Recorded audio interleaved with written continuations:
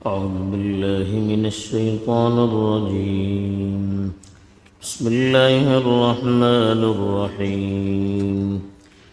الذين آتيناهم الكتاب يعرفونه كما يعرفون أبناءهم وإن فريقا منهم ليكتمون الحق وهم يعلمون.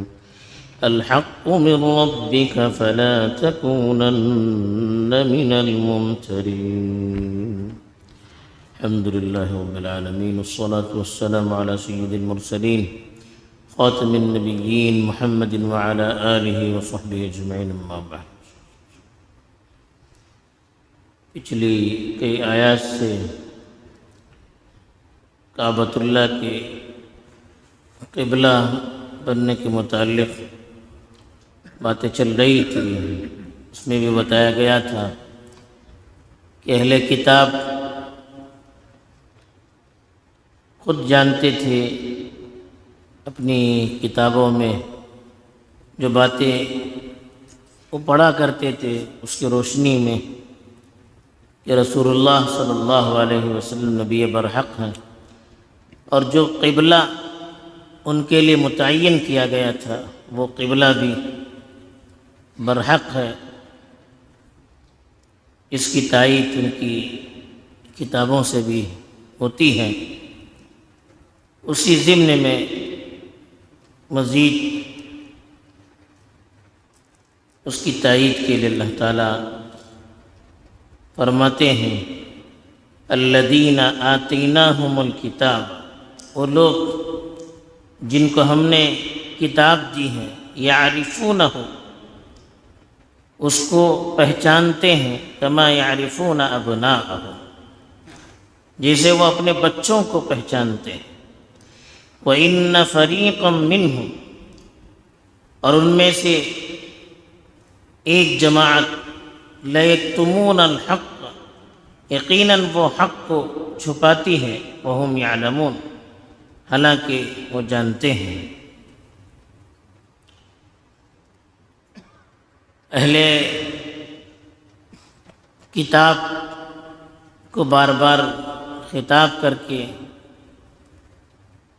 قرآن مجید میں کہا بھی گیا ہے کہ یہ نبی جو پیغام لے کر آیا ہے اس پیغام کی تائید بھی آپ کی کتابوں کے ذریعے سے ہوتی ہے، اور خود اس نبی کے متعلق بھی جو نشانیاں تمہاری کتابوں میں بیان کی گئی ہیں وہ ساری نشانیاں اس نبی کے اندر پائی جاتی ہیں، پھر بھی تم ایمان نہیں لاتے.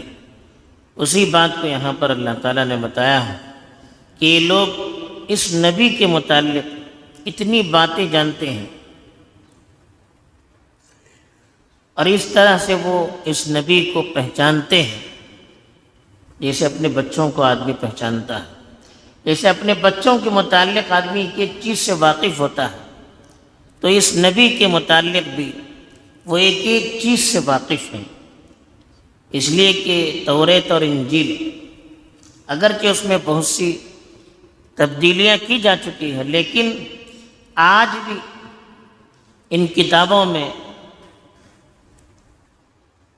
ایسے جملے پائے جاتے ہیں، ایسی باتیں پائی جاتی ہیں جس سے رسول اللہ صلی اللہ علیہ وسلم کی نبوت کی تصدیق ہوتی ہے، اور اللہ کے رسول صلی اللہ علیہ وسلم کی بہت سی وہ صفات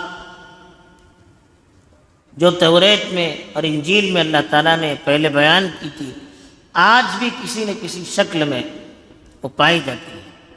اور جو ان کے علماء اپنی کتابوں کا مطالعہ کرتے ہیں وہ دل سے یقین کرتے ہیں کہ یہی وہ نبی ہے جن کا تذکرہ ہماری کتابوں میں کیا گیا ہے. لیکن چونکہ ان کا اپنا ذاتی مفاد ہوتا تھا اور خاندانی تعصب، ذاتی دشمنی، یہ ایسی چیزیں تھیں جو ان کو ایمان لانے سے روکتی تھی. لیکن کچھ لوگ وہ بھی تھے جنہوں نے اپنی کتابوں میں پڑھ کر جب اللہ کے رسول صلی اللہ علیہ وسلم کی خدمت میں حاضر ہو کر ان سے باتیں سنی اور ان کے اندر وہ صفات دیکھی جو ان کی کتابوں میں موجود ہے، تو فوراً اللہ کے نبی کی تصدیق کی اور ان پر ایمان لے آئے۔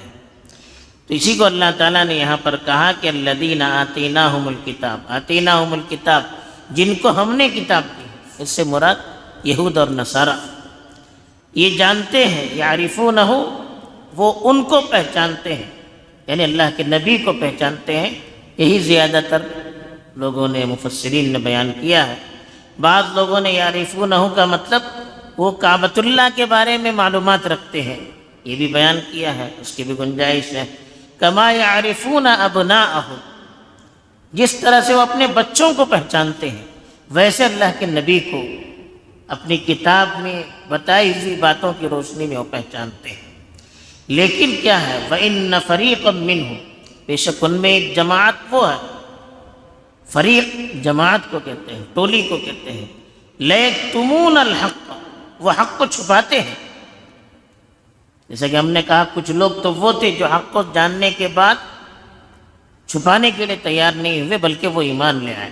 لیکن پھر بھی ایک بڑی جماعت وہ تھی جو حق کو چھپاتی تھی، یکتمون، چھپانا۔ حق کا مطلب وہی اللہ کے رسول صلی اللہ علیہ وسلم کے بارے میں جو باتیں ان کی کتابوں میں بتائی گئی ہیں، جو سچائیاں اللہ کے رسول صلی اللہ علیہ وسلم اور کعبۃ اللہ کے متعلق ان کی کتابوں میں انہیں نظر آتی ہیں، اس کو وہ چھپاتے ہیں اپنے ذاتی مقصد کے لیے۔ وَهُمْ يَعْلَمُونَ، اور چھپاتے بھی ہیں تو لا علمی کی وجہ سے نہیں، وہ جانتے ہیں کہ ہم جو کر رہے ہیں وہ غلط ہے، یہ نبی ہے، یہ صحیح ہے، سب کچھ جانتے ہیں، پھر بھی وہ چھپاتے ہیں۔ تو اللہ کے رسول صلی اللہ علیہ وسلم کو اللہ تعالیٰ نے خطاب کر کے کہا، الحق من ربک، سچائی وہ ہے جو تمہاری پروردگار کی طرف سے آئی ہے۔ یعنی قرآن مجید کے ذریعے سے رسول اللہ صلی اللہ علیہ وسلم کو جو باتیں بیان کی گئی ہیں اسی کے اندر سچائی ہے۔ باقی جو چیزیں اہل کتاب اور مشرکین بیان کر رہے ہیں اور جس طرح سے وہ آپ کے متعلق شکوک اور شبہات پھیلانے کی کوشش کر رہے ہیں، آپ کے خلاف پروپیگنڈے کر رہے ہیں، وہ سب جھوٹ ہے، وہ سب غلط ہے۔ سچائی وہی ہے جو تمہیں تمہارے پروردگار کی طرف سے وحی کے ذریعے سے بتائی جا رہی ہے۔ تو اسی لیے کہا الحق من ربک، سچائی تو وہ ہے جو تمہارے پروردگار کی طرف سے آئی ہے۔ فلا تکونن من الممترین، تم ہرگز شک اور شبہ میں مبتلا ہونے والوں میں شامل نہ ہو جاؤ۔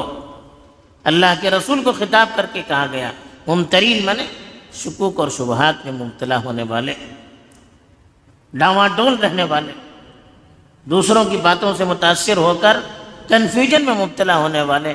کہا کہ آپ اس طرح مت بنیے، حالانکہ اللہ کے رسول صلی اللہ علیہ وسلم کے سلسلے میں شبہ کرنا بھی گناہ، کہ آپ کو کچھ شک ہو سکتا ہے ان کی باتوں سے، یا آپ ڈاواڈول ہو سکتے ہیں، یہ ہم اگر سوچیں گے بھی تو یہ گناہ ہے۔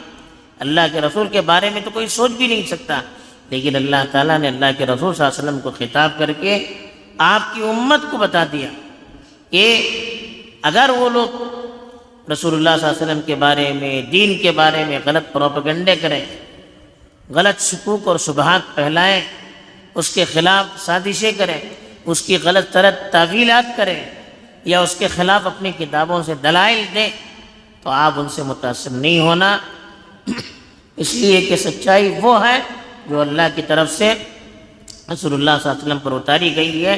باقی ساری چیزیں اس کے مقابلے میں جھوٹ اور ہوا کی طرح ہے، اس لیے آپ متاثر نہیں ہونا۔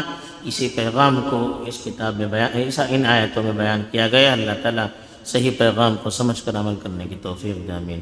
وآخر دعوانا الحمد للہ رب العالمین۔